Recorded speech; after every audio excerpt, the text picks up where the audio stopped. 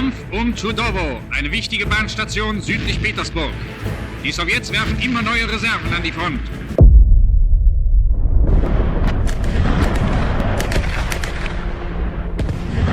En la Europa convulsionada que emergió tras la Primera Guerra Mundial, dos ideologías antagónicas comenzaron a crecer como fuerzas que no solo competían por el poder, sino que se concebían mutuamente como amenazas existenciales. El nacionalsocialismo, con su énfasis en la jerarquía racial, el liderazgo autoritario y el militarismo expansionista, veía en el comunismo una herejía destinada a anular el orden social y racial que pretendía imponer. A su vez, el comunismo soviético consideraba al nacionalsocialismo una herramienta de la burguesía para aplastar a la clase trabajadora y frenar cualquier intento revolucionario. Cuando Adolf Hitler escribió Mein Kampf en la década de 1920, definió al bolchevismo judío como la mayor amenaza para Alemania y Europa. Esa convicción orientó su proyecto político y marcó el destino de millones en Europa del Este. Pese a esta hostilidad ideológica, las relaciones entre Alemania y la Unión Soviética tuvieron momentos de pragmatismo. Tras la derrota alemana en 1918, la República de Weimar encontró en Moscú un socio inesperado para evadir las restricciones del Tratado de Versalles. El Acuerdo de Rapallo de 1922 restableció las relaciones diplomáticas y abrió la puerta a una cooperación militar secreta, pruebas de armas, entrenamiento de pilotos y fabricación de tanques prohibidos. Aunque se basaba en intereses circunstanciales, esta colaboración sobrevivió incluso al ascenso de Hitler en 1933, pese a que el Führer proclamaba públicamente que la Unión Soviética era el enemigo racial e ideológico del Reich. Con la llegada del régimen nazi, la relación entre Berlín y Moscú estuvo marcada por la desconfianza. Stalin observaba con cautela el rearme alemán y las alianzas que Hitler tejía en Europa Central. Intentó construir un bloque defensivo con Francia y Checoslovaquia, pero chocó con la indecisión francesa, el apaciguamiento británico y el temor de los países del Este a quedar atrapados entre dos potencias. La Conferencia de Múnich en 1938, con la entrega de Checoslovaquia al Reich, confirmó a Stalin que las democracias occidentales no se enfrentarían a Alemania. Para Hitler, en cambio, el Este representaba el espacio vital indispensable para su proyecto racial. Este concepto del Lebensraum, o espacio vital, implicaba colonizar territorios eslavos y someter a sus poblaciones a un orden imperial alemán en el que millones serían desplazados, esclavizados o exterminados. Pero antes de avanzar sobre la Unión Soviética, Hitler necesitaba aislar a Polonia y garantizar que las potencias occidentales no interfirieran. La política exterior nazi combinaba audacia, pragmatismo y urgencia estratégica, lo que lo llevó a considerar un acuerdo temporal con la Unión Soviética. Stalin, consciente de que el Ejército Rojo estaba debilitado por las purgas de 1937 a 1938 y de que la industrialización en marcha requería tiempo, vio en un pacto con su enemigo ideológico un mal necesario. Buscaba tiempo para reforzar la defensa y evitar una guerra prematura. Fue así como el 23 de agosto de 1939, el ministro alemán Joachim von Ribbentrop y su homólogo soviético Vyacheslav Molotov firmaron en Moscú el pacto de no agresión que llevaría sus nombres. El acuerdo establecía que ambas potencias renunciaban a atacarse y evitaban apoyar a terceros en agresiones contra la otra. Pero lo decisivo fue su protocolo secreto, que trazaba líneas sobre el mapa: partición de Polonia, dominio soviético sobre los estados bálticos y libertad alemana en Europa occidental. El pacto sorprendió al mundo y transformó los cálculos estratégicos. Con la Unión Soviética neutralizada temporalmente, Hitler obtuvo margen para atacar Polonia sin temor a una guerra inmediata en dos frentes. Por su parte, Stalin aprovechó este entendimiento para ampliar su influencia. Anexó Estonia, Letonia y Lituania, ocupó Besarabia y el norte de Bucovina y avanzó hacia territorios que consideraba esenciales para la seguridad soviética. Pese al entendimiento táctico, ninguna parte creía en la durabilidad del pacto. Hitler seguía obsesionado con destruir al bolchevismo judío. Stalin sabía que tarde o temprano, Alemania buscaría expandirse hacia el este. Sin embargo, durante casi 2 años, ambos países mantuvieron una cooperación económica que sostuvo a la industria bélica alemana con petróleo, cereales y materias primas soviéticas. La primera prueba de este pacto llegó el 1 de septiembre de 1939, cuando Alemania invadió Polonia. La propaganda nazi presentó el ataque como una acción defensiva, apoyándose en incidentes fabricados como el de Gleiwitz, pero en realidad respondía a los acuerdos secretos con Moscú. Hitler confiaba en que la velocidad de la ofensiva paralizaría a las potencias occidentales. La Wehrmacht avanzó con rapidez, combinando blindados, artillería móvil y apoyo aéreo coordinado. Las líneas polacas colapsaron rápidamente.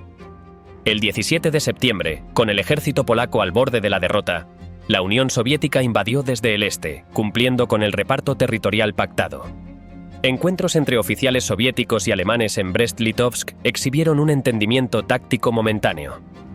Esta campaña terminó en 5 semanas, reforzando la imagen de una Wehrmacht imparable. Aunque la victoria se debió en parte a las limitaciones polacas y a la sorpresa estratégica, Hitler interpretó el resultado como confirmación de la eficacia de su doctrina de guerra rápida. Entre 1939 y 1940, mientras Occidente vivía la guerra falsa, Alemania aumentó su capacidad militar. La Luftwaffe alcanzó su máximo poder antes del desgaste posterior. Mientras tanto, la Unión Soviética utilizó el tiempo para absorber los territorios ocupados y fortalecer su posición en el Báltico. Aunque el pacto seguía operando, el clima político comenzaba a cambiar.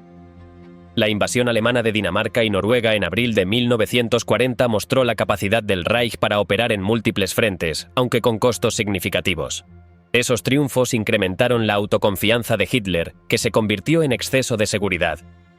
Este exceso de confianza alcanzó su cúspide con la ofensiva contra Francia, Bélgica y los Países Bajos el 10 de mayo de 1940. La velocidad de la operación sorprendió al mundo.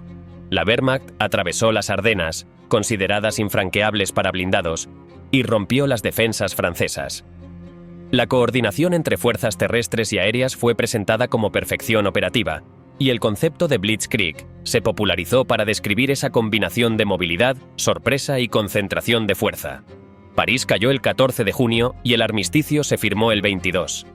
En 6 semanas, Alemania derrotó a una de las potencias militares más prestigiosas de Europa. Este triunfo reforzó en Hitler la convicción de que su intuición estratégica era superior a la de sus generales y que esa misma fórmula bastaría para destruir a la Unión Soviética.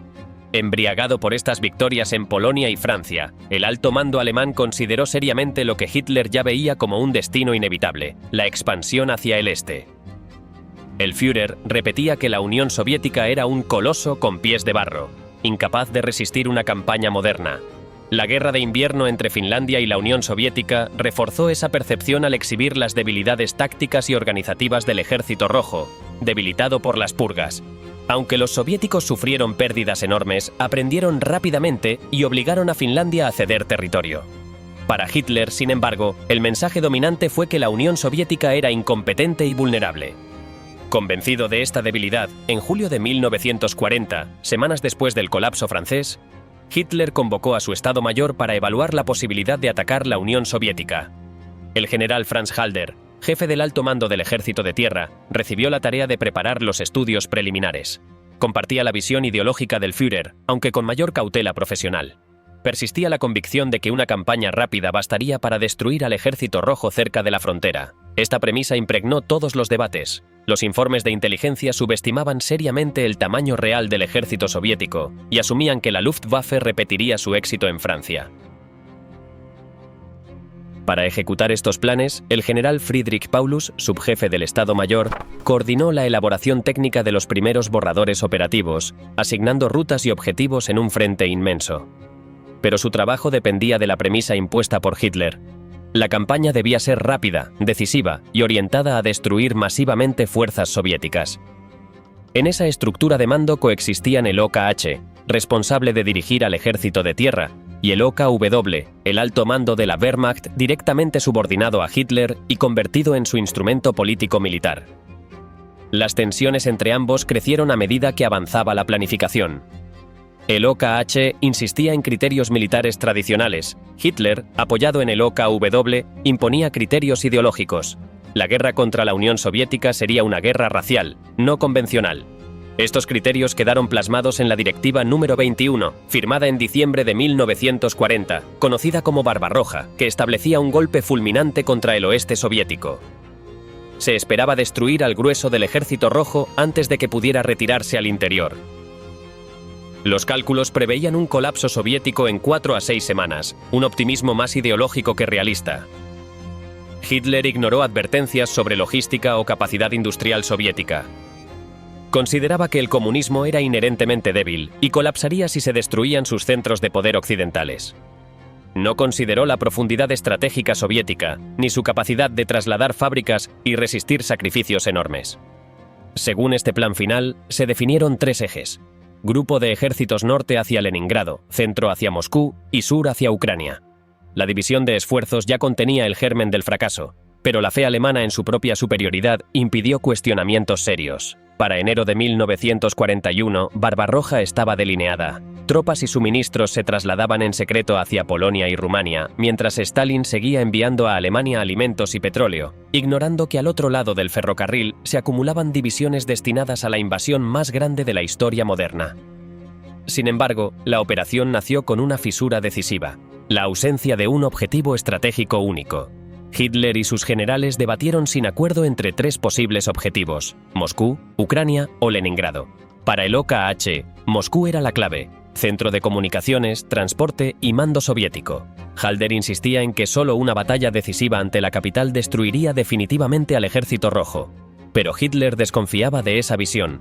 Consideraba que Moscú era un símbolo sobrevalorado por los militares. Su prioridad era Ucrania, el corazón agrícola indispensable para su proyecto de Lebensraum. La región ofrecía alimentos y centros industriales esenciales para su visión imperial. Leningrado, como tercer posible objetivo, ofrecía valor estratégico y simbólico: controlar el Báltico y golpear la cuna de la revolución. Pero Hitler insistió en perseguir los 3 objetivos simultáneamente. Esta dispersión nacía de su visión racial del enemigo. Asumía que la Unión Soviética colapsaría independientemente del punto de ataque. Así, Barbarroja quedó cargada de objetivos contradictorios y contaminada por consideraciones ideológicas que reemplazaron el análisis militar. Esta visión ideológica se reflejaba claramente en documentos como el General Plan Ost, que revelaban que la guerra no buscaba solo derrotar al Ejército Rojo, sino rediseñar étnicamente Europa Oriental. Millones serían desplazados o eliminados. El territorio debía ser reorganizado para servir a la economía alemana mediante trabajo esclavo. La logística y las necesidades militares quedaron sometidas a esta visión racial radicalizada. Tal confusión estratégica se reflejó también en el mando. Hitler, envalentonado por sus victorias, intervino crecientemente en decisiones operativas. Ordenó desviar fuerzas del grupo de ejércitos centro hacia Ucrania, alterando el plan inicial y retrasando la ofensiva hacia Moscú. Estas interferencias, motivadas por ideales raciales y cálculos políticos, generarían tensiones que marcarían toda la campaña. Todo este proceso de planificación transcurrió en un ambiente intelectual impregnado de supremacismo racial. Informes internos describían al enemigo soviético como primitivo y caóticamente organizado, ignorando completamente su capacidad industrial y militar. Los prejuicios raciales sustituyeron el análisis estratégico, creando una falsa sensación de superioridad que sería una de las raíces del desastre. Así, la invasión de la Unión Soviética nació con una estructura dispersa y objetivos mal definidos. A comienzos de 1941, mientras las tropas alemanas se acumulaban en Polonia y Rumania, Hitler y el alto mando seguían sin acordar cuál debía ser el golpe decisivo. El OKH defendía que Moscú era la prioridad estratégica y logística, pero Hitler insistía en dividir esfuerzos entre Leningrado, Ucrania y la capital soviética. Una indecisión alimentada por una visión ideológica que subestimaba profundamente al enemigo y que impregnó todo el diseño operativo. La máquina alemana en su punto máximo, Blitzkrieg en el este. El 22 de junio de 1941, cuando los primeros disparos resonaron en la frontera entre Alemania y la Unión Soviética, se puso en marcha la operación militar más grande jamás organizada en la historia humana. La magnitud del ataque no tenía precedente. Más de 3 millones de soldados alemanes y de estados aliados se desplegaron a lo largo de 2.400 kilómetros de frente, desde el Báltico hasta el Mar Negro. Ninguna campaña anterior había exigido una coordinación tan vasta y ninguna otra pondría al límite a un ejército cuyo propio éxito inicial ocultaría los defectos estructurales que acabarían por consumirlo. El despliegue alemán se dividió en 3 grandes grupos de ejércitos, cada uno con objetivos distintos y, en teoría, complementarios. El grupo de ejércitos norte, comandado por Wilhelm von Lieb, debía avanzar desde Prusia Oriental hacia los países bálticos con el objetivo final de capturar Leningrado. Sus fuerzas incluían al 16º y 18º ejércitos, así como al 4º Grupo Panzer, encargado de abrir las rutas de penetración. Esta zona combinaba bosques densos, ríos complejos y una infraestructura limitada, pero la Wehrmacht confiaba en que la sorpresa inicial rompería cualquier intento soviético de resistencia organizada. En el centro se ubicaba el elemento más poderoso de la ofensiva, el Grupo de Ejércitos Centro, dirigido por Fedor von Bock. Este sector reunía la Mayo, concentración de blindados en toda la campaña. Lo componían el segundo y cuarto ejércitos, además del segundo y tercer grupo Panzer, pilares de la estrategia alemana para alcanzar Minsk y luego Smolensk en un plazo extremadamente corto. Era el sector que debía recibir el golpe principal, pues se esperaba que allí se concentrara la mayor parte del ejército rojo, desplegado cerca de la frontera.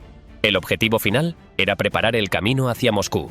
En el sur, el Grupo de Ejércitos Sur, encabezado por Gerd von Rundstedt, tenía la misión más compleja desde el punto de vista geográfico: avanzar sobre Ucrania, cruzar ríos masivos como el Bug y el Dnieper y derrotar a un enemigo numéricamente considerable. Incluía al sexto, undécimo y decimoséptimo ejércitos, junto con el primer grupo Panzer. Además, debía coordinarse con las fuerzas rumanas que aspiraban a recuperar territorios perdidos en 1940. Aunque este sector era crucial por su importancia económica, Hitler subestimó la dificultad del terreno y la profundidad defensiva soviética en la región. Al sonar la hora cero, la ofensiva comenzó con un bombardeo masivo de artillería y ataques aéreos simultáneos. La Luftwaffe, repitiendo la táctica usada en Francia, se centró en destruir la aviación soviética en tierra. En solo 48 horas, más de 1000 aviones soviéticos quedaron inutilizados, un golpe devastador que dejó el cielo del frente oriental casi por completo en manos alemanas.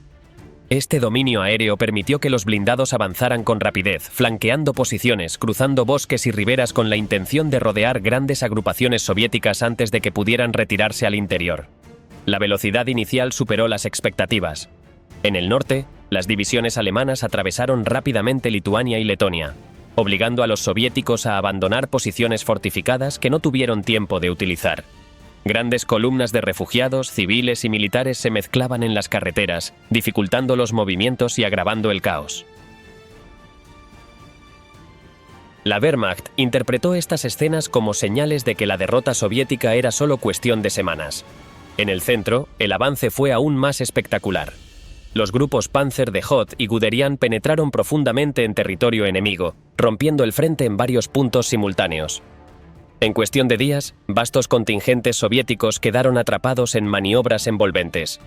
La ciudad de Minsk cayó el 28 de junio, y con ella miles de soldados fueron capturados en uno de los primeros grandes cercos de la campaña.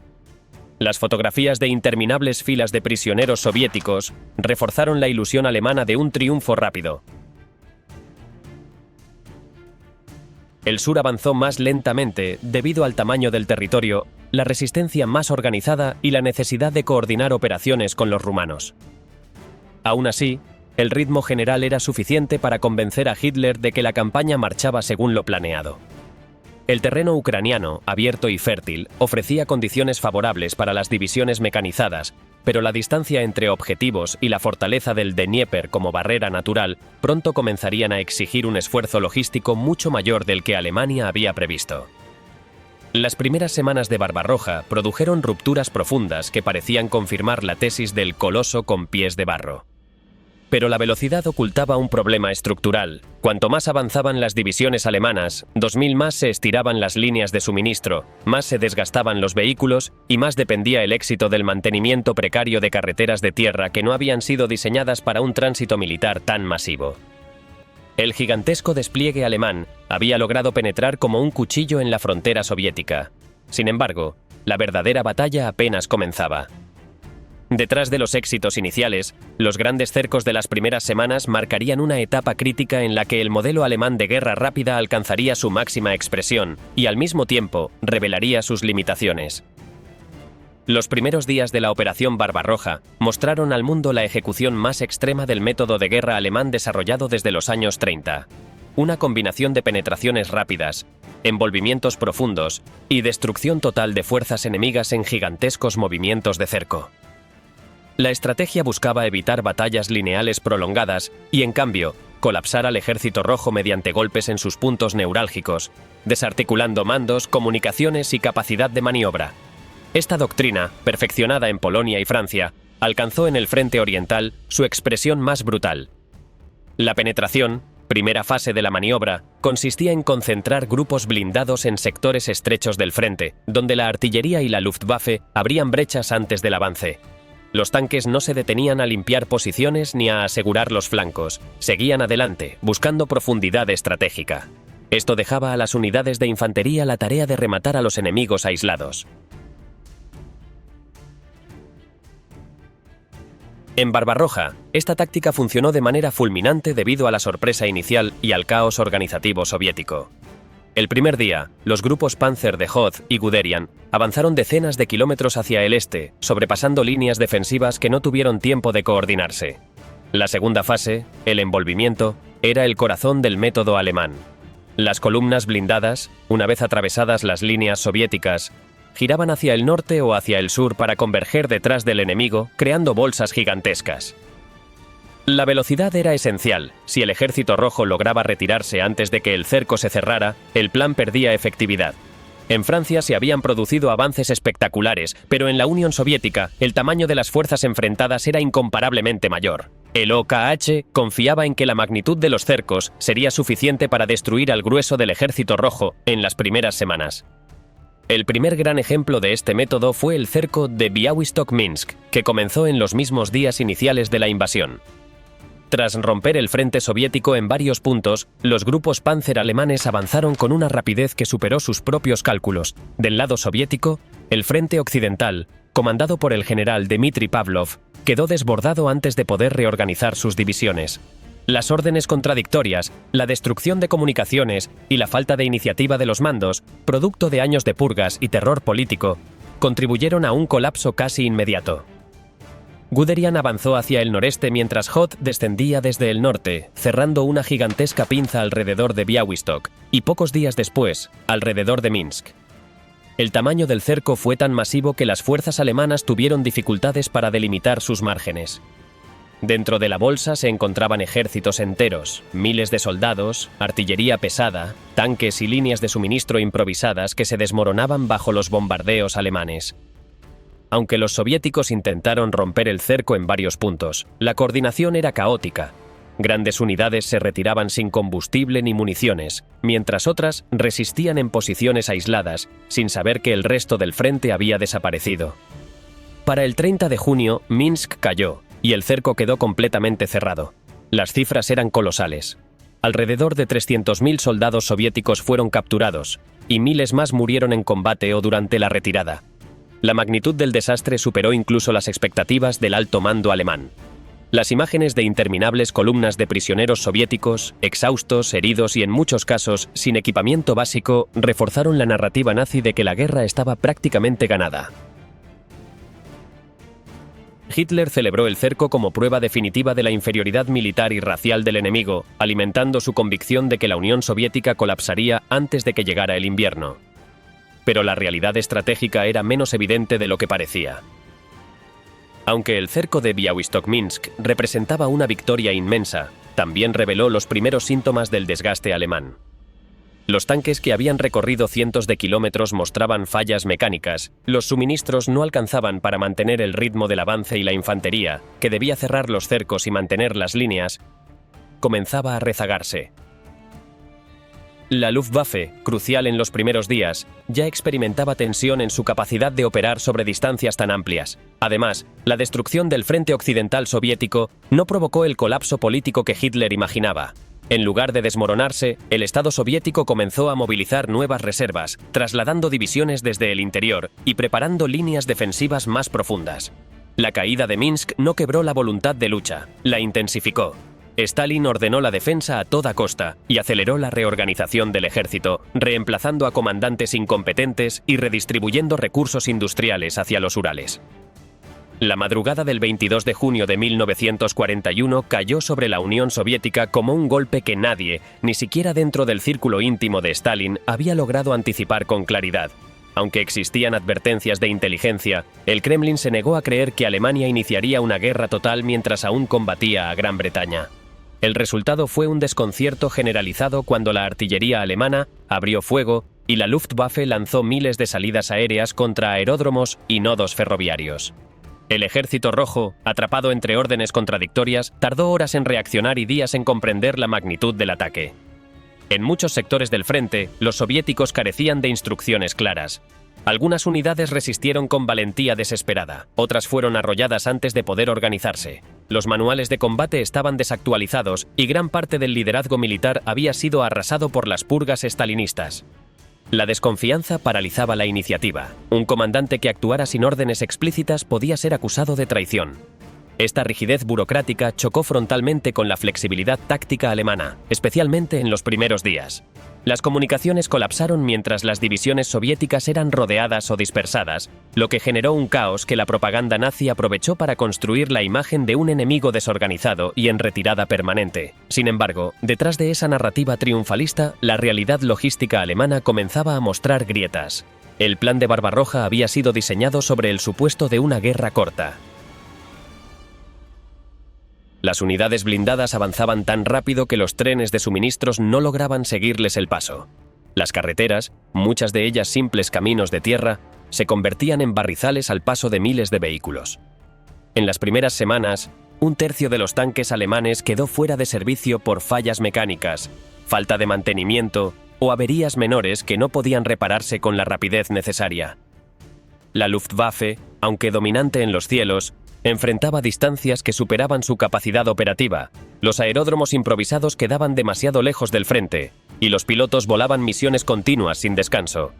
Los ataques iniciales contra aeródromos soviéticos fueron devastadores, pero no lo suficiente para destruir por completo la capacidad aérea del enemigo, que comenzó a dispersar sus unidades y a operar desde bases más profundas. Mientras tanto, la propaganda alemana insistía en que el Ejército Rojo estaba al borde del colapso. Los noticieros mostraban interminables columnas de prisioneros, tanques soviéticos destruidos y ciudades capturadas. La narrativa oficial repetía que la campaña había entrado en su fase final, incluso cuando los propios comandantes alemanes veían señales preocupantes. El alto mando ocultaba estos informes a Hitler, temeroso de enfrentar su reacción. Las divergencias entre el relato propagandístico y la realidad operativa se volvían cada vez más evidentes. Entre esas señales, una de las más alarmantes era la escala del enemigo. Cada vez que la Wehrmacht destruía un ejército soviético, surgía otro detrás. Las reservas que Stalin movilizaba desde el interior del país parecían inagotables. Además, el Ejército Rojo mostraba una capacidad inesperada de recomposición en medio del caos. Unidades recién formadas llegaban al frente sin entrenamiento adecuado, pero con una resistencia que sorprendía a los mandos alemanes.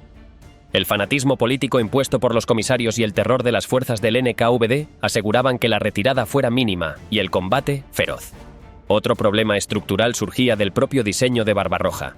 Como las fuerzas alemanas habían sido divididas en 3 grandes grupos independientes, no existía un centro de gravedad claro. La falta de un objetivo prioritario significaba que los recursos se dispersaban. El grupo de ejércitos centro avanzaba más rápido que los otros, creando una peligrosa brecha en sus flancos, mientras el norte y el sur enfrentaban obstáculos más difíciles y progresaban a ritmos distintos. Esta desincronización complicaba la cooperación y aumentaba la vulnerabilidad a contraataques soviéticos. En el terreno, los soldados alemanes descubrían que la realidad era muy distinta a la imagen que les había vendido la propaganda. Las ciudades eran extensas, las distancias imposibles, los caminos impredecibles y la resistencia civil más fuerte de lo esperado. Muchos esperaban ser recibidos como liberadores por campesinos ucranianos o bielorrusos, pero pronto se dieron cuenta de que las políticas de ocupación, extremadamente brutales, eliminaban cualquier posibilidad de colaboración espontánea. La guerra sin reglas, Barbarroja como proyecto de exterminio. La Operación Barbarroja no fue concebida únicamente como una campaña militar. Desde sus orígenes, Hitler y el alto mando nazi la diseñaron como una guerra ideológica, racial y de exterminio, donde las reglas de la guerra convencional serían reemplazadas por decretos que legitimaban la violencia ilimitada contra soldados y civiles soviéticos. Antes incluso de que el primer tanque cruzara la frontera, el aparato político y militar del Reich había puesto en marcha un conjunto de órdenes criminales destinadas a deshumanizar al enemigo y otorgar inmunidad a quienes ejecutaran atrocidades. Estas órdenes no eran herramientas accesorias, eran parte constitutiva del plan de invasión. La más conocida y decisiva de estas directivas fue la Orden de los Comisarios o Kommissarbefehl, emitida el 6 de junio de 1941. En ella se instruía a las tropas alemanas a ejecutar sumariamente a todos los comisarios políticos soviéticos capturados, identificados por el uniforme y el brazalete rojo. Para Hitler, los comisarios encarnaban el núcleo ideológico del bolchevismo judío, y su presencia en el ejército soviético transformaba cada batalla en una confrontación racial. El texto de la orden era explícito. Los comisarios no debían ser tratados como prisioneros de guerra, sino como instigadores políticos cuya eliminación era indispensable para el éxito de la campaña. El impacto psicológico de esta orden fue inmediato. Muchos oficiales profesionales la consideraban una violación flagrante del derecho de guerra, pero el clima de obediencia ciega y el temor a represalias por desobedecer instrucciones del Führer impidió cualquier protesta efectiva. En los primeros días de Barbarroja, miles de comisarios fueron ejecutados en los mismos campos donde se rendían sus unidades, un preludio brutal de la creciente deshumanización del enemigo.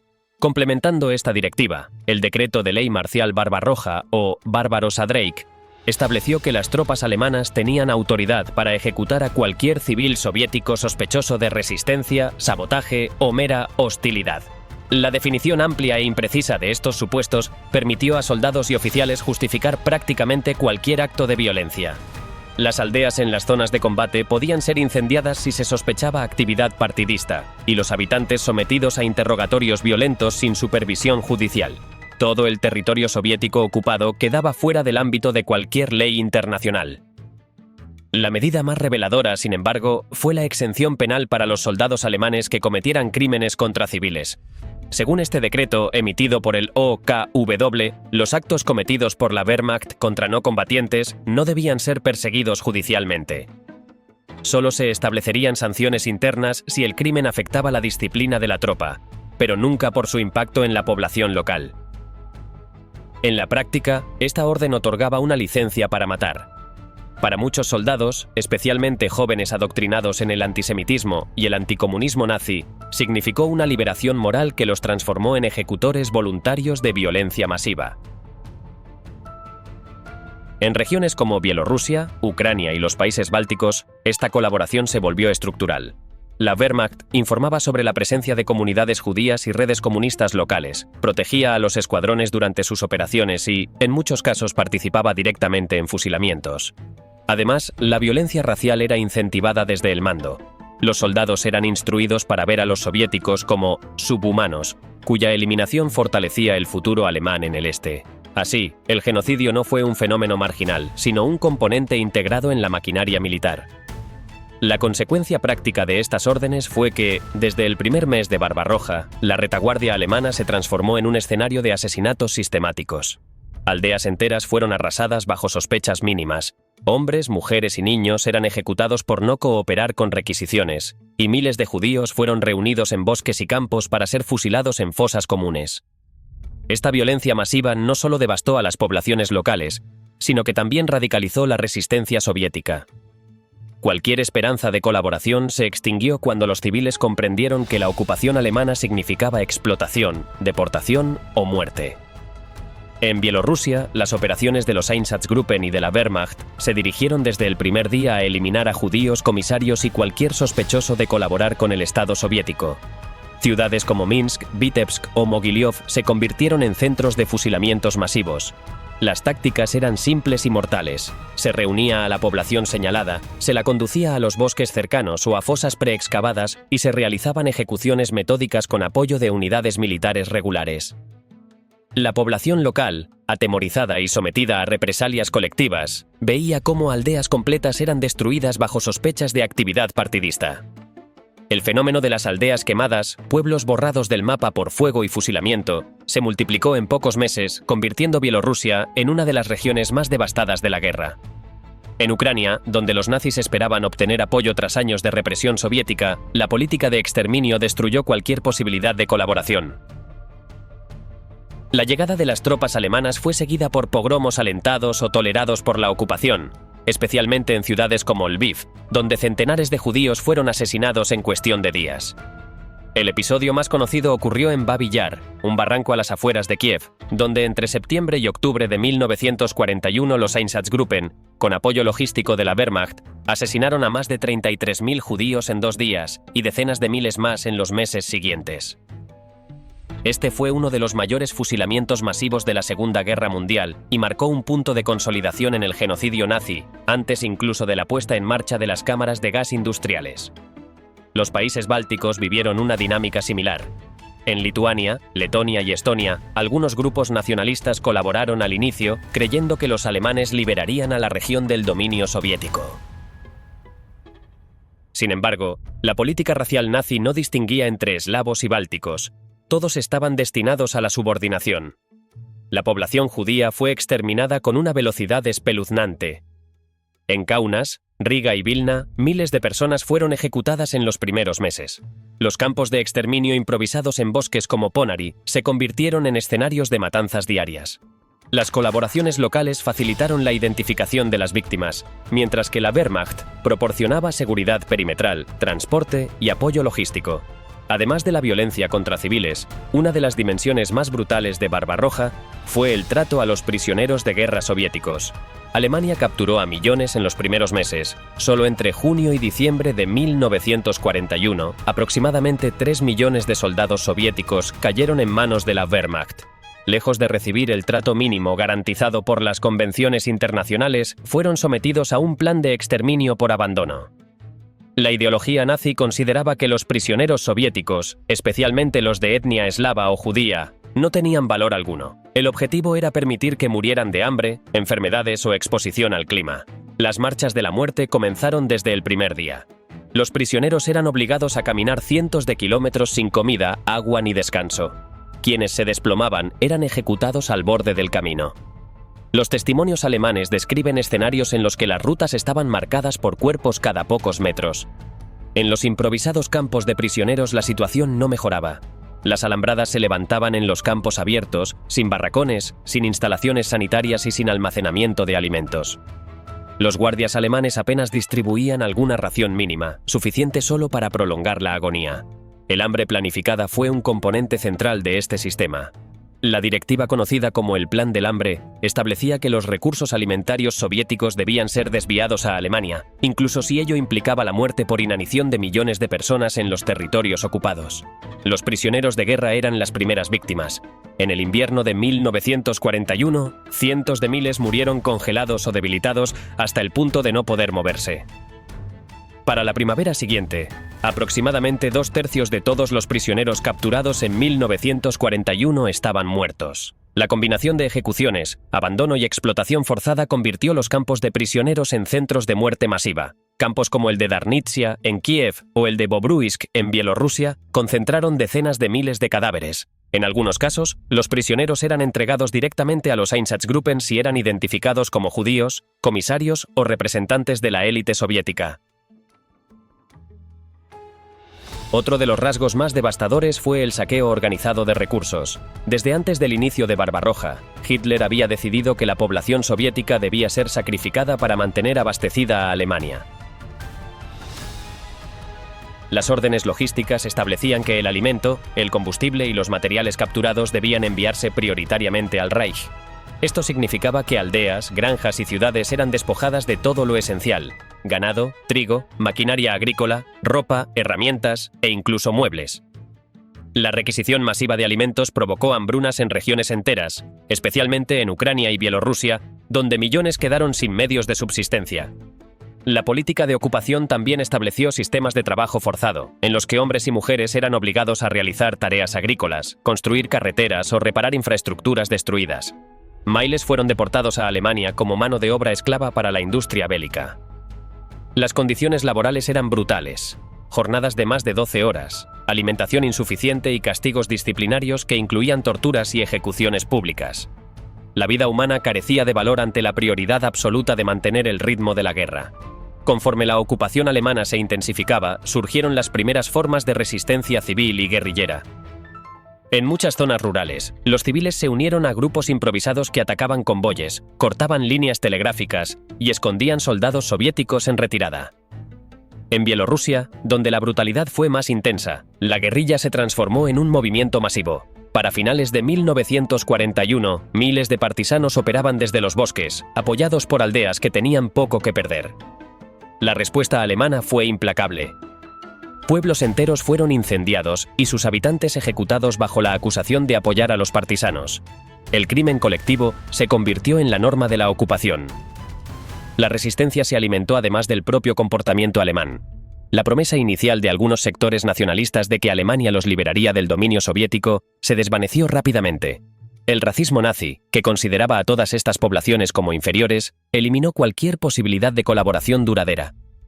Las políticas de exterminio y saqueo revelaron que la ocupación no buscaba emancipar a nadie, sino imponer una jerarquía racial rígida en la que los habitantes locales eran prescindibles. La desilusión fue inmediata y total. Más al norte, en Leningrado y sus alrededores, el impacto sobre los civiles alcanzó niveles extremos. Aunque el cerco total se produciría más adelante, ya desde el verano de 1941 comenzaron las evacuaciones forzosas, los bombardeos constantes y la destrucción metódica de instalaciones militares y civiles. La población quedó aislada entre las líneas del frente y el mar, sometida a una estrategia alemana que apuntaba a eliminar la ciudad por inanición. En este contexto, el mito de la Wehrmacht limpia empezó a resquebrajarse. Durante décadas, una narrativa intentó separar a la Wehrmacht de los crímenes cometidos por las SS y los Einsatzgruppen, pero los documentos históricos son irrefutables. El ejército regular participó activamente en fusilamientos, deportaciones, saqueos y represalias. Las órdenes criminales no solo fueron implementadas por unidades especiales, dependían de la infraestructura militar del ejército, que proporcionaba transporte, información y seguridad. En muchos casos, los soldados de la Wehrmacht ejecutaron directamente a civiles bajo acusaciones genéricas de sabotaje o colaboración con partisanos. Registros de divisiones alemanas muestran informes detallados de aldeas quemadas, ejecuciones sumarias y confiscaciones masivas. Algunos comandantes protestaron o intentaron frenar los abusos, pero fueron minoría. La mayoría aceptó esta política como parte integral de la guerra, influida por el adoctrinamiento racial que justificaba el exterminio de poblaciones enteras. En ocasiones, incluso se compitió con los escuadrones de las SS para demostrar iniciativa en tareas represivas. La violencia indiscriminada reforzó algo que Hitler jamás anticipó: la resistencia soviética, que adquirió un carácter nacionalista y desesperado. La brutalidad alemana demolió cualquier posibilidad de rendición negociada, transformó la guerra en una confrontación absoluta donde el enemigo solo veía dos opciones: luchar o morir. El avance frenado, Smolensk, Ucrania y el fin del impulso alemán. A medida que la Wehrmacht profundizaba su avance en la Unión Soviética, la distancia comenzó a transformarse en un enemigo tan peligroso como el Ejército Rojo. El propio diseño de la Operación Barbarroja, concebido como una guerra relámpago, asumía que la victoria se alcanzaría antes de que la logística se convirtiera en un factor crítico. Sin embargo, conforme los tanques alemanes se adentraban cientos de kilómetros en territorio hostil, la realidad demostró que el aparato militar del Reich no estaba preparado para sostener una campaña prolongada en una geografía tan vasta y precaria. El problema más inmediato fue el combustible. Los blindados alemanes consumían enormes cantidades de gasolina y cada kilómetro adicional multiplicaba las necesidades de suministro. Las líneas ferroviarias capturadas no podían utilizarse de inmediato. La Unión Soviética empleaba un ancho de vía distinto al europeo, lo que obligaba a las tropas a desmontar y reconstruir tramos completos antes de poder trasladar material pesado. Este retraso significaba que la mayoría del transporte debía hacerse por carretera, utilizando camiones que se desgastaban rápidamente y que no podían reemplazarse al ritmo necesario. Las carreteras soviéticas, en realidad caminos de tierra, no soportaron el peso de miles de vehículos. En las primeras semanas del verano, el polvo era tan espeso que entorpecía la visibilidad y dañaba motores. Cuando llovía, esos caminos se convertían en lodazales que frenaban la movilidad hasta casi detenerla. La famosa Rasputitsa, aunque todavía distante en el calendario, ya se dejaba sentir en regiones donde la infraestructura era mínima. En numerosas ocasiones, los tanques avanzaban tan lejos del resto del ejército que sus suministros tardaban días en llegar, dejando unidades aisladas y vulnerables. La sobreextensión se volvió un fenómeno generalizado. Las divisiones avanzaban en profundidad pero no lograban asegurar completamente los flancos ni consolidar posiciones. La retaguardia se convertía así en un espacio inestable, plagado de sabotajes, ataques de partisanos y la destrucción deliberada de infraestructuras por parte de los soviéticos en retirada. La Wehrmacht, diseñada para golpes cortos y decisivos, no tenía la capacidad organizativa para controlar territorios tan amplios. La distancia entre los grupos de ejércitos aumentaba cada día, dificultando la cooperación y fragmentando aún más la ofensiva. En este contexto, el desgaste del material alcanzó niveles alarmantes. Para finales de julio, algunas divisiones habían perdido hasta un 50% de sus vehículos debido a fallas mecánicas. La Luftwaffe también sufría. Los aeródromos improvisados carecían de combustible suficiente, la distancia a los objetivos era cada vez mayor y la fatiga de los pilotos empezaba a pasar factura. Aunque seguía siendo superior a la aviación soviética, su capacidad para sostener operaciones continuas disminuía rápidamente. El ejército alemán tampoco contaba con repuestos adecuados. Muchos de los tanques alemanes eran modelos distintos, como Panzer III, Panzer IV, checos o tanques franceses capturados, que requerían piezas y municiones incompatibles entre sí. Esto complicaba el mantenimiento y hacía que unidades enteras quedaran detenidas por la falta de un componente mínimo. Además, la Wehrmacht dependía en un 80% del transporte a caballo, un dato que contrastaba dramáticamente con la imagen de modernidad proyectada por la propaganda. Barbarroja, pese a su apariencia mecanizada, era en gran medida una campaña del siglo XIX en términos logísticos. El avance alemán también chocó con la profundidad estratégica soviética, un rasgo que Hitler había subestimado por completo. Cada vez que el Ejército Rojo perdía un frente, retrocedía cientos de kilómetros y reorganizaba sus líneas. El mando soviético trasladaba industrias enteras hacia los Urales, fuera del alcance alemán. Fábricas desmontadas en Kiev, Yarkov o Leningrado reaparecían meses después produciendo tanques y municiones. Este movimiento colosal garantizó que la Unión Soviética pudiera reconstruir su capacidad militar incluso después de pérdidas inmensas. Simultáneamente, la Unión Soviética introdujo una reorganización continua del Ejército Rojo. A pesar del caos inicial, Stalin y su Estado Mayor comenzaron a recuperar el control. Generales competentes como Zhukov, Rokossovsky o Timoshenko asumieron responsabilidades mayores. Nuevas divisiones surgían del interior, compuestas por reclutas que llegaban sin entrenamiento adecuado, pero con un nivel de motivación que desconcertó al mando alemán. Además, la disciplina interna se endureció drásticamente. Los desertores eran ejecutados, los comisarios restablecieron el control político y las líneas de defensa se fortificaban incluso en condiciones desesperadas. Las semanas del verano de 1941 marcaron un punto de inflexión silencioso pero decisivo en la Operación Barbarroja. Aunque la Wehrmacht seguía avanzando y acumulando victorias territoriales, el carácter de la campaña comenzó a transformarse. A partir de julio, la resistencia soviética dejó de ser un caos disperso para convertirse en una defensa organizada y, en ocasiones, sorprendentemente tenaz. Las grandes batallas de Smolensk, el inicio del asedio de Leningrado y los combates masivos en Ucrania revelaron por primera vez que la guerra rápida imaginada por Hitler se desmoronaba, mientras que el peso real del esfuerzo alemán empezaba a hundir a la ofensiva. La batalla de Smolensk, librada entre julio y agosto, fue el primer gran obstáculo en el camino hacia Moscú. Tras el cerco de Białystok-Minsk, el grupo de ejércitos centro esperaba avanzar sin mayores dificultades hacia la capital soviética. Sin embargo, las fuerzas de Timoshenko y Zhukov lograron organizar una defensa compacta alrededor de Smolensk, obligando a los alemanes a luchar durante semanas en un frente irregular y complejo. Aunque la Wehrmacht consiguió cerrar un nuevo cerco y capturar a decenas de miles de prisioneros, el avance se retrasó de manera significativa. El costo humano también empezó a hacerse visible. Los combates alrededor de Smolensk provocaron una sangría constante. Unidades enteras sufrieron bajas que no podían reponerse. Las divisiones Panzer, que habían comenzado la campaña con cerca de 150 tanques cada una, ahora se encontraban en muchos casos con apenas 40 o 50 operativos. La infantería avanzaba exhausta, siempre detrás del ritmo que marcaban los blindados.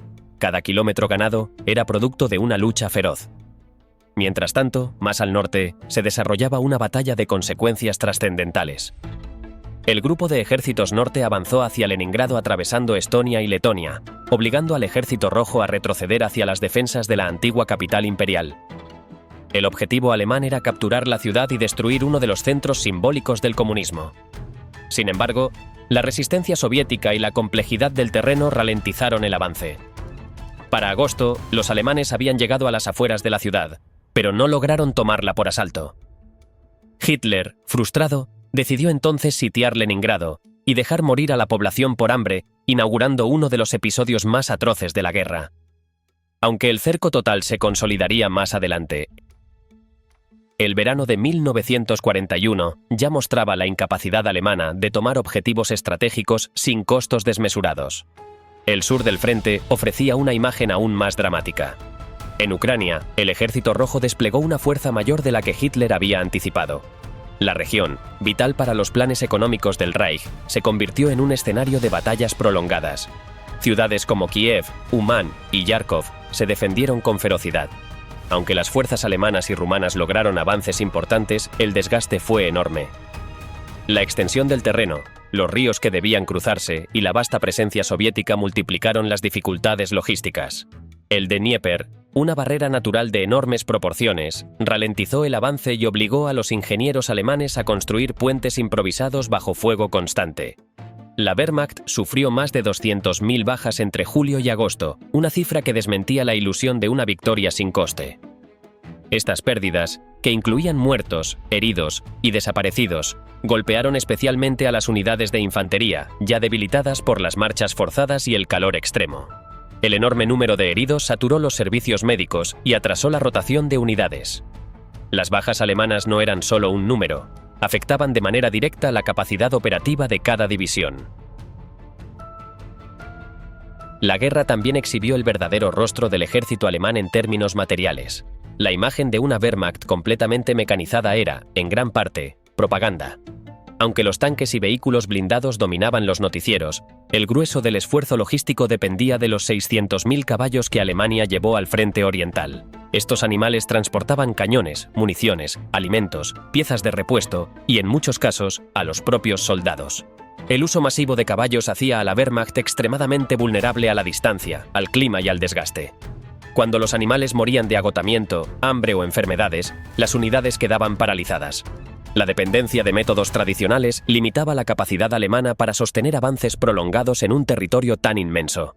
Además, cada día que pasaba, el Ejército Rojo traía nuevas divisiones desde el interior. La Unión Soviética movilizaba reservas insospechadas, trasladaba industrias a los Urales y reconstruía frentes enteros en cuestión de semanas. El enemigo que Hitler había descrito como un gigante débil demostraba una resiliencia industrial y humana que superaba todas las previsiones alemanas. A finales del verano de 1941, cuando la Wehrmacht seguía avanzando pero ya mostraba signos de fatiga profunda, Hitler comenzó a intervenir de manera cada vez más directa en la conducción estratégica de la campaña. Ese cambio, basado más en impulsos ideológicos y percepciones personales que en criterios militares, alteró el rumbo de Barbarroja en un momento crítico. El Führer, convencido de que la Unión Soviética estaba al borde del colapso, decidió modificar los objetivos principales sin considerar el estado real de sus fuerzas ni la magnitud del enemigo. Estas decisiones erráticas terminaron por fracturar la ofensiva alemana y sellar el fracaso de la premisa central del plan: derrotar a la Unión Soviética en 4 a 6 semanas. El primer punto de ruptura surgió tras la batalla de Smolensk. El grupo de ejércitos centro, bajo el mando de von Bock, presionaba para avanzar directamente hacia Moscú. Los generales Halder, Guderian y Hoepner insistían en que la capital soviética era el centro neurálgico del sistema. Capturarla permitiría cortar las líneas ferroviarias esenciales, paralizar el mando militar enemigo y generar una crisis política que podría romper la resistencia soviética. Además, el Ejército Rojo había demostrado capacidad de reorganización. Si no se destruía su capacidad logística y administrativa, seguiría levantando nuevos frentes. Pero Hitler no compartía esa visión. Desde su perspectiva ideológica, la clave no era Moscú, sino Ucrania. Consideraba que el control de los recursos agrícolas y del carbón del Donbass sería decisivo para sostener la guerra a largo plazo. La obsesión por la autarquía alimentaria y el Lebensraum superó cualquier argumento militar. Por eso, a finales de julio, ordenó que los grupos Panzer del centro giraran hacia el sur para cerrar enormes bolsas en Ucrania, en lugar de avanzar hacia Moscú. Esta decisión provocó un enfrentamiento interno. Guderian viajó personalmente al cuartel general de Hitler para protestar, pero fue ignorado. Mientras tanto, el Frente Norte exigía atención. Hitler creía que la caída de Leningrado tendría un impacto psicológico devastador y eliminaría un punto clave de comunicación con los aliados occidentales. Ordenó desviar recursos hacia el grupo de ejércitos norte, lo que debilitó aún más la concentración en el centro. El resultado fue una dispersión estratégica extrema. Mientras algunos ejércitos giraban hacia el Báltico, otros hacia Ucrania, y solo una parte mantenía el rumbo hacia Moscú. Ninguno de estos esfuerzos recibió el peso suficiente para garantizar una victoria decisiva. La campaña en Ucrania produjo un triunfo impresionante desde el punto de vista táctico. El cerco de Kiev en septiembre de 1941. Fue una de las mayores maniobras envolventes de la historia militar, con más de 600.000 soldados soviéticos capturados. Pero este éxito ocultó el verdadero costo estratégico. Semanas enteras perdidas, el ejército exhausto y la llegada del otoño a las puertas de Moscú. Cuando las fuerzas desviadas regresaron al sector central, el tiempo perdido se volvió irreparable. La consecuencia directa del desvío fue que la ofensiva hacia Moscú, la llamada Operación Tifón, comenzó recién en octubre, demasiado tarde para asegurar la capital antes del invierno. Las lluvias otoñales ya habían convertido los caminos en mares de lodo, y la Wehrmacht enfrentaba una resistencia soviética mucho más resistente y mejor organizada que en junio. La oportunidad que existía a mediados del verano se había evaporado. La razón de fondo detrás de estas decisiones era la convicción de Hitler de que la Unión Soviética estaba por derrumbarse. La premisa inicial de Barbarroja, es decir, la fragilidad del régimen soviético, había llevado al Führer a subestimar por completo la capacidad de movilización soviética. Las constantes reapariciones de ejércitos que él creía destruidos no fueron interpretadas como signos de fortaleza, sino como irregularidades temporales. Cada victoria alemana, incluso cuando costaba miles de bajas, reforzaba su ilusión de que la derrota total de la Unión Soviética estaba a semanas de distancia. Esta creencia condujo a otra decisión fatal: la negativa a priorizar la logística. Hitler rechazó reducir el avance para permitir que las líneas de suministro se consolidaran. Despreciaba las advertencias de los mandos sobre la falta de combustible, de repuestos y de municiones. Insistía en un ritmo imposible, convencido de que la destrucción del enemigo tenía que completarse antes de que el invierno alterara las condiciones de combate. Este optimismo irracional transformó la campaña en una carrera contra el tiempo que Alemania no podía ganar. El fin del sueño nazi de conquistar el este.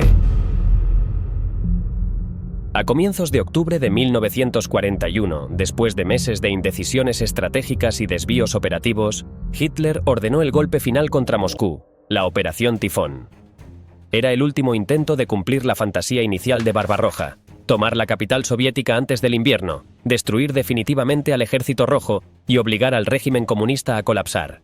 El alto mando alemán confiaba en repetir la fórmula que había funcionado en Minsk, Smolensk y Kiev: penetración rápida, envolvimiento masivo y destrucción de fuerzas enemigas antes de que pudieran reorganizarse.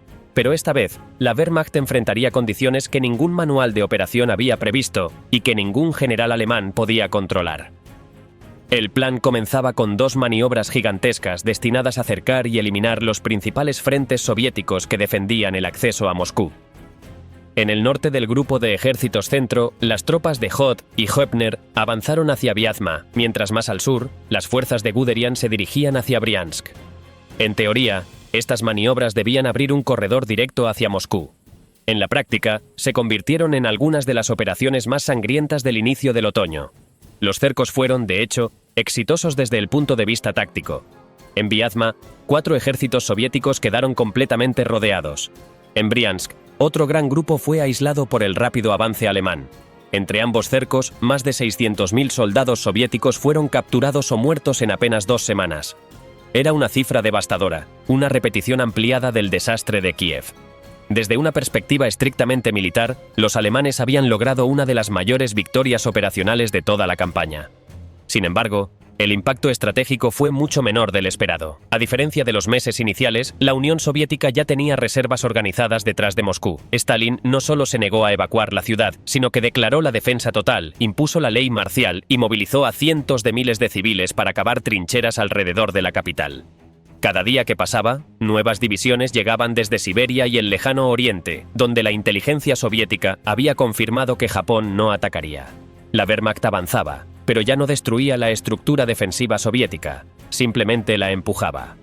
Fue entonces cuando la naturaleza intervino de manera decisiva.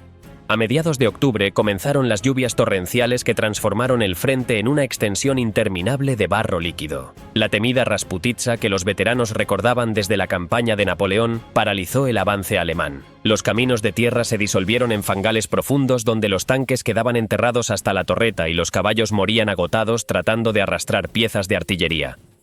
Los camiones se hundían, las ruedas giraban sin tracción y la infantería avanzaba a un ritmo desesperante, cargando armas y mochilas empapadas en barro hasta la cintura. La movilidad alemana, pilar central de la doctrina de Blitzkrieg, se derrumbó por completo.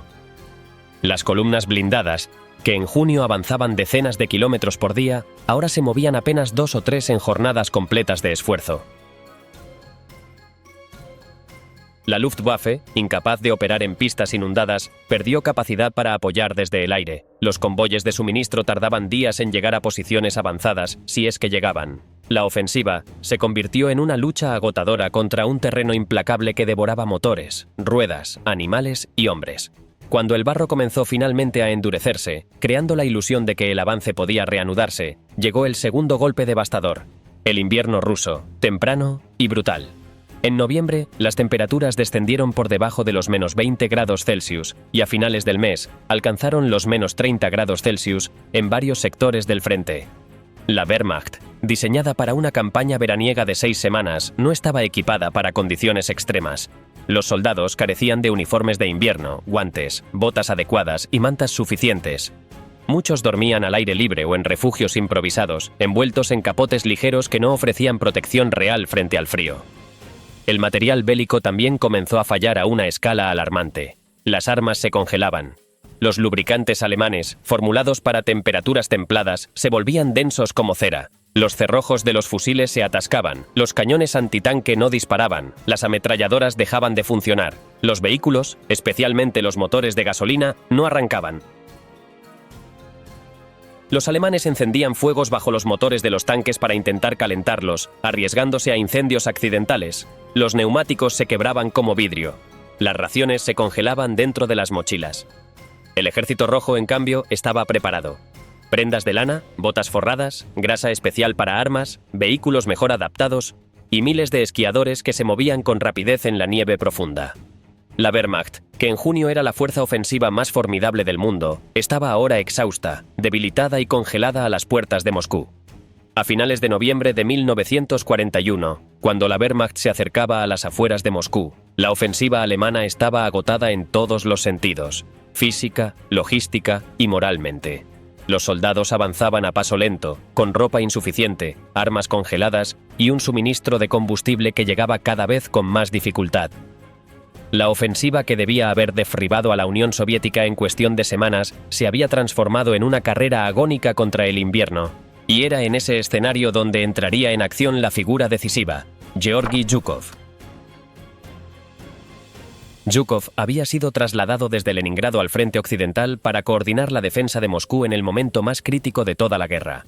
Su llegada implicó una reorganización completa del dispositivo soviético. A diferencia del caos inicial de junio, el Ejército Rojo contaba ahora con unidades más cohesionadas, oficiales experimentados y una estructura de mando más estable. Zhukov impuso disciplina férrea, consolidó posiciones defensivas, reorganizó reservas y, sobre todo, coordinó el uso masivo de artillería para frenar el avance alemán en puntos clave del frente. Mientras tanto, Stalin tomó una decisión política trascendental. Decidió quedarse en Moscú. Rechazó cualquier sugerencia de evacuar la capital, convencido de que su presencia era esencial para la moral del país. Ordenó a los civiles construir líneas defensivas a mano, mientras cientos de miles de soldados eran trasladados a la zona. La ciudad entera se preparaba para un combate casa por casa si fuera necesario. A este esfuerzo defensivo se sumó un acontecimiento crucial en la dimensión estratégica del conflicto: la llegada de divisiones siberianas. Con la confirmación de Richard Sorge, el legendario espía soviético en Tokio, de que Japón no planeaba atacar a la Unión Soviética, Stalin pudo trasladar tropas de élite desde el lejano oriente. Estas unidades estaban equipadas para el invierno, entrenadas para combatir en condiciones extremas y formadas por soldados acostumbrados a temperaturas de menos 40 grados Celsius. Su presencia transformó radicalmente el equilibrio en el frente de Moscú. Para principios de diciembre, las fuerzas alemanas habían llegado a distancias que permitían ver las cúpulas de la ciudad. Pero ya no podían avanzar. La combinación de frío extremo, falta de suministros, agotamiento y resistencia soviética había convertido la ofensiva en un esfuerzo inútil. Hitler seguía ordenando ataques que sus generales sabían imposibles. Las unidades Panzer estaban inmovilizadas y la infantería sufría congelaciones masivas. La fuerza ofensiva que había arrasado Europa Occidental estaba ahora prácticamente paralizada. El contraataque soviético comenzó el 5 de diciembre de 1941.